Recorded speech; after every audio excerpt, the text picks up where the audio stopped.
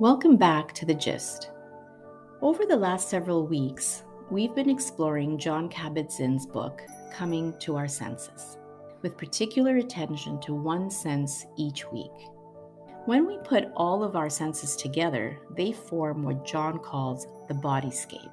And the bodyscape forms our sensory experience, which is ultimately interpreted into a message, maybe even a narrative in our minds, what John calls the mindscape.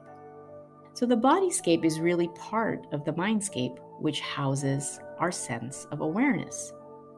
John notes that when we become aware, when we rest in the knowing, we are resting in the deep essence of the mindscape, in the basic, empty spaciousness that is awareness itself. It is its own sense, and perhaps the ultimate sense. Awareness is the sense that gives us the ability to witness our own experience, our thoughts and feelings. It is ever present in us, in our interior lives, beyond words and labels. Even if we lived a different life, we looked different, were called by a different name, our awareness would remain unchanged. While awareness itself isn't tangible, it has no center or periphery, it's the sense that allows us to cradle all our other senses in it. John encourages us to stop living on autopilot and to regularly practice closely seeing, hearing, smelling, touching, tasting, and also what he calls awarenessing. Being aware means to drop in on our interior life frequently, either through formal practices like meditation, but also through the living of daily life. To carry with us that sense that whatever's happening in this moment deserves our full attention and acceptance just as it is. At the same time, while awareness brings us into the present moment, it also connects us with something much bigger than ourselves. It reminds us that we are but a part of a very large universe where everything is impermanent, yet also, in some sense, timeless. By cultivating awareness, we can be both fully present in this moment, but not lose the perspective that the moment is also fleeting. To understand how awareness can help us stay present, it's best to give John the last word, who eloquently talks about it in this excerpt from his book.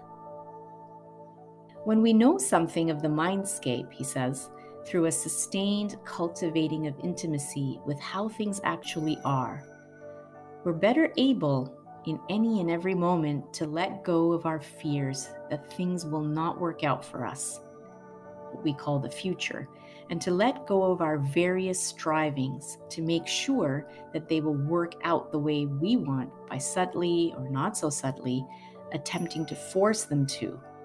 Again, what we call the future. For now is already the future, and it's already here. Now is the future of the previous moment just past, and the future of all those moments that were before that one. Remember back in your own life for a moment, to when you were a child or an adolescent or a young adult, or to any other period already gone. This is that future, the you were hoping to become. It is you, right here, right now. You have already turned out. Well, it's been wonderful to explore each of our senses in turn. This week, we can try to hold all our senses together in our awareness and practice paying attention, moment by moment, to our experience of daily life. Wishing you a wonderful week as you attend to each moment. Over the next few weeks, we turn to the work of other scientists and authors who've examined how we can live in a more integrated way, both within our own minds and bodies, and also in relation to the world around us.